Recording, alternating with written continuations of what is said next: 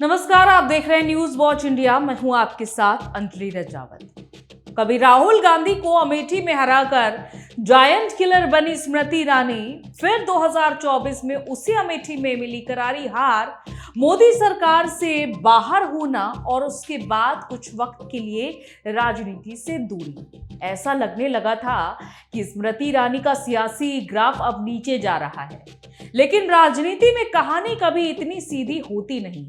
17 अगस्त 2026 को बीजेपी ने नितिन नबीन की नई राष्ट्रीय टीम का ऐलान किया और इसी टीम में स्मृति ईरानी को राष्ट्रीय महासचिव की बड़ी जिम्मेदारी दे दी गई।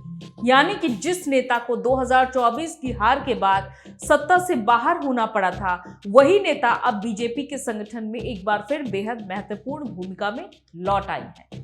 सवाल यह है कि आखिर बीजेपी ने स्मृति ईरानी पर दोबारा इतना बड़ा भरोसा क्यों जताया? क्या ये सिर्फ संगठन में नियुक्ति है या फिर इसके पीछे 2027 के उत्तर प्रदेश चुनाव से लेकर आने वाले विधानसभा चुनावों की बड़ी रणनीति छिपी है? पहले कहानी को थोड़ा पीछे ले चलते हैं। 2019 का लोकसभा चुनाव याद कीजिए। अमेठी को गांधी परिवार का मजबूत गढ़ माना जाता था। राहुल गांधी लगातार 3 बार यहां से सांसद रह चुके थे और कांग्रेस के लिए अमेठी सिर्फ एक लोकसभा सीट नहीं, बल्कि गांधी परिवार की राजनीतिक विरासत का एक प्रतीक थी। लेकिन 2019 में बीजेपी ने यहां स्मृति ईरानी को उतारा और उन्होंने राहुल गांधी को करीब 55,000 वोटों से हरा दिया। यही वो चुनाव था जिसने स्मृति ईरानी को राष्ट्रीय राजनीति में एक बेहद ताकतवर चेहरा बना दिया।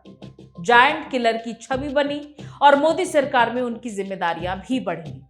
2024 में वो केंद्रीय महिला एवं बाल विकास मंत्री थी और अमेठी से बीजेपी की उम्मीदवार भी। लेकिन 2024 का चुनाव कहानी को पलट देता है। इस बार राहुल गांधी अमेठी से चुनाव नहीं लड़े और कांग्रेस ने किशोरी लाल शर्मा को मैदान में उतारा। नतीजा आया तो स्मृति ईरानी को हार का सामना करना पड़ा। कांग्रेस के किशोरी लाल शर्मा ने उन्हें करीब 1,67,000 वोटों के अंतर से हरा दिया। इसके बाद स्मृति ईरानी मोदी सरकार में मंत्री नहीं रही और करीब 2 साल तक राष्ट्रीय राजनीति में उनकी भूमिका पहले जैसी नहीं दिखाई दी। इसी दौरान वो एक बार फिर टेलीविजन की दुनिया में भी नजर आई, यानी कि जिस दुनिया से निकलकर वो राजनीति में आई थी, वहां उनकी वापसी हुई। लेकिन अब बीजेपी ने साफ कर दिया है कि स्मृति ईरानी की राजनीतिक कहानी खत्म नहीं हुई है। नितिन नबीन की नई टीम ने उन्हें राष्ट्रीय महासचिव बनाया है। बीजेपी के 8 राष्ट्रीय महासचिवों में स्मृति ईरानी एकमात्र महिला है और इसका मतलब यह है कि उनकी वापसी किसी सामान्य संगठनात्मक पद पर नहीं हुई है, बल्कि पार्टी के केंद्रीय संगठन में उन्हें सीधे एक महत्वपूर्ण जिम्मेदारी दी गई है। और यहीं से इस पूरी कहानी का सबसे बड़ा राजनीतिक सवाल शुरू होता है कि आखिर स्मृति ईरानी ही क्यों? इसका पहला जवाब है उनका चुनावी अनुभव और आक्रामक राजनीतिक शैली। स्मृति ईरानी उन बीजेपी नेताओं में गिनी जाती हैं जो चुनावी मैदान में सीधे विपक्ष पर हमला करने और जनता के बीच संवाद स्थापित करने के लिए जानी जाती है। लेकिन बीजेपी के लिए उनकी उपयोगिता सिर्फ हिंदी पट्टी तक सीमित नहीं है। हाल के बंगाल चुनाव में उन्होंने काफी सक्रिय प्रचार किया और बांग्ला भाषा में जनता से संवाद करते हुए टीएमसी के उस नैरेटिव को चुनौती देने की कोशिश की जिसमें बीजेपी को बाहरी पार्टी बताया जाता रहा है।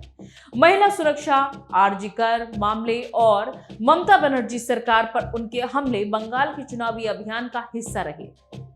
मीडिया रिपोर्ट के मुताबिक बीजेपी ने उनके इस बांग्ला अवतार को एक राजनीतिक प्रयोग की तरह देखा और पार्टी को लगा कि स्मृति वहां स्थानीय कनेक्शन बनाने में सफल रही। यानी स्मृति ईरानी की सबसे बड़ी ताकत सिर्फ उनका राजनीतिक कद नहीं, बल्कि अलग अलग भाषाओं और क्षेत्रों में संवाद करने की क्षमता भी है। हिंदी और अंग्रेजी के साथ वो बांग्ला और पंजाबी में भी संवाद कर सकती हैं। यही वजह है कि अब पार्टी उन्हें सिर्फ उत्तर प्रदेश या फिर अमेठी तक सीमित के रूप में नहीं देख रही है। दूसरा बड़ा कारण है उत्तर प्रदेश। 2027 में यूपी विधानसभा चुनाव होने हैं और बीजेपी के लिए ये चुनाव बेहद महत्वपूर्ण है। 2024 के लोकसभा चुनाव में उत्तर प्रदेश में बीजेपी को बड़ा झटका लगा था। 80 लोकसभा सीटों वाले इस राज्य में बीजेपी सिर्फ 33 सीटें जीत पाई थी, जबकि विपक्षी इंडिया ब्लॉक ने 43 सीटें ही हासिल की थी। यानी कि 2024 के लोकसभा चुनाव ने बीजेपी को साफ संकेत दिया कि यूपी में उसकी पुरानी चुनावी रणनीति को नए सिरे से मजबूत करने की जरूरत है। अब बीजेपी 2027 में उस नुकसान की भरपाई करना चाहती है। नितिन नबीन की नई राष्ट्रीय टीम में उत्तर प्रदेश को भी खास प्रतिनिधित्व दिया गया है। रिपोर्ट्स के मुताबिक यूपी से 8 नेताओं को राष्ट्रीय संगठन में अहम जिम्मेदारियां मिली है। ऐसे में स्मृति ईरानी की वापसी को यूपी की रणनीति से अलग करके देखना मुश्किल है। लेकिन एक दिलचस्प सवाल यहां भी है, क्या स्मृति ईरानी को दोबारा अमेठी में उतारा जाएगा? इसका अभी कोई स्पष्ट जवाब नहीं है। पार्टी ने उन्हें राष्ट्रीय महासचिव बनाया है, इसलिए उनकी जिम्मेदारी सिर्फ एक लोकसभा सीट तक सीमित नहीं होगी। लेकिन अमेठी की उनकी पुरानी राजनीतिक पहचान को देखते हुए सवाल स्वाभाविक है कि क्या बीजेपी उन्हें 2027 की यूपी चुनाव में बड़े पैमाने पर प्रचार अभियान में इस्तेमाल करेगी, खासकर महिलाओं, शहरी मध्यम वर्ग और उन वोटर्स के बीच जिन्हें स्मृति ईरानी की तेज तर्रार राजनीतिक शैली पसंद आती है। अब बात करते हैं नितिन नबीन की नई टीम की। बीजेपी अध्यक्ष नितिन नबीन ने जो नई राष्ट्रीय टीम बनाई है, उसमें एक तरफ युवा चेहरों को जगह दी गई है, दूसरी तरफ पुराने और अनुभवी नेताओं को वापस लाया गया है। स्मृति ईरानी के अलावा राम माधव जैसे पुराने रणनीतिकारों की वापसी भी हुई है। वसुंधरा राजे जैसे अनुभवी नेताओं को भी महत्वपूर्ण भूमिका मिली है। यानी कि नबीन टीम का संदेश साफ है, संगठन में नई ऊर्जा भी चाहिए और पुराने अनुभवी चेहरों का चुनावी इस्तेमाल भी करना है। इसीलिए स्मृति ईरानी की वापसी को सिर्फ एक नेता की वापसी कहना शायद पूरी तरह सही नहीं होगा। ये बीजेपी के संगठनात्मक बदलाव का ही हिस्सा है। पार्टी एक ऐसी टीम तैयार कर रही है जिसमें पुराने अनुभव, चुनावी आक्रामकता, क्षेत्रीय संतुलन और नए चेहरों का मिश्रण हो। और एक और बात ध्यान देने वाली है, बीजेपी की नई राष्ट्रीय टीम में कुल 65 सदस्य हैं और रिपोर्ट्स के मुताबिक 51 नए चेहरे शामिल किए गए हैं। यानी पार्टी ने बड़े स्तर पर संगठन में बदलाव किया है। ऐसे में स्मृति ईरानी को वापस लाना बताता है कि पार्टी उनके राजनीतिक अनुभव को अभी भी महत्वपूर्ण बनाती है। अब सबसे अहम सवाल क्या है, ये कि स्मृति ईरानी का कमबैक। राजनीतिक तौर पर जवाब है हाँ, लेकिन इसे सिर्फ व्यक्तिगत कमबैक नहीं बल्कि राजनीतिक पुनर्स्थापना कहना ज्यादा सही होगा, क्योंकि 2024 में अमेठी में हार के बाद उनकी भूमिका को लेकर कई तरह की अटकलें थी। लेकिन अब राष्ट्रीय महासचिव बनकर उनकी वापसी ने उन अटकलों को काफी हद तक खत्म कर दिया है। पार्टी ने उन्हें सिर्फ सक्रिय नहीं किया बल्कि संगठन के सबसे महत्वपूर्ण पदों में से एक पर बैठाया है। यानी संदेश साफ है, अमेठी की हार से स्मृति ईरानी की राजनीति खत्म नहीं हुई है, बल्कि बीजेपी शायद अब उन्हें एक अलग भूमिका में देख रही है। पहले वो मोदी सरकार की मंत्री थी, अब वो पार्टी संगठन की राष्ट्रीय रणनीतिकार और प्रचारक की भूमिका में होंगी। सरकार में मंत्री के तौर पर उनका काम नीति और मंत्रालय से जुड़ा था, जबकि संगठन के राष्ट्रीय महासचिव के तौर पर उनका फोकस राज्यों, चुनावों, संगठन विस्तार और पार्टी के राजनीतिक अभियान पर ज्यादा हो सकता है। और यही वजह है कि आने वाले समय में स्मृति ईरानी सिर्फ यूपी में ही नहीं बल्कि उन राज्यों में भी दिखाई दे सकती हैं जहां बीजेपी को महिला वोटर्स, मध्यम वर्ग और क्षेत्रीय मुद्दों पर मजबूत राजनीतिक चेहरे की जरूरत है। तो कुल मिलाकर कहानी ये है कि 2019 में राहुल गांधी को अमेठी में हराकर राष्ट्रीय राजनीति में अपनी सबसे बड़ी पहचान बनाने वाली स्मृति ईरानी 2024 में उसी राजनीतिक सफर के सबसे बड़े झटके से गुजरी।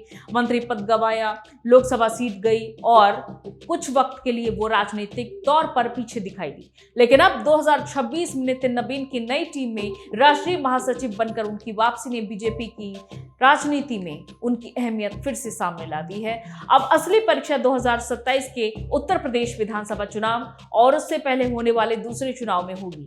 क्या स्मृति ईरानी बीजेपी के लिए फिर वही चुनावी प्रभाव पैदा कर पाएंगी जो उन्होंने 2019 में अमेठी में किया था? क्या बंगाल में उनके आक्रामक प्रचार के प्रयोग को यूपी और पंजाब में दोहराया जाएगा? और क्या बीजेपी उन्हें 2027 के चुनाव में अपने बड़े महिला चेहरों में शामिल करके मैदान में उतारेगी? इन सवालों के जवाब आने वाले महीनों में तो मिलेंगे, लेकिन एक बात फिलहाल तय है कि स्मृति ईरानी की राजनीतिक कहानी में द एंड नहीं आया था। बीजेपी ने उन्हें एक बार फिर से मंच दे दिया है और अब देखना यह है कि इस बार ये मंच उन्हें कहां तक लेकर जाता है। तब तक के लिए दीजिए मुझे इजाजत, फिर मिलते हैं नेक्स्ट वीडियो में। नमस्कार।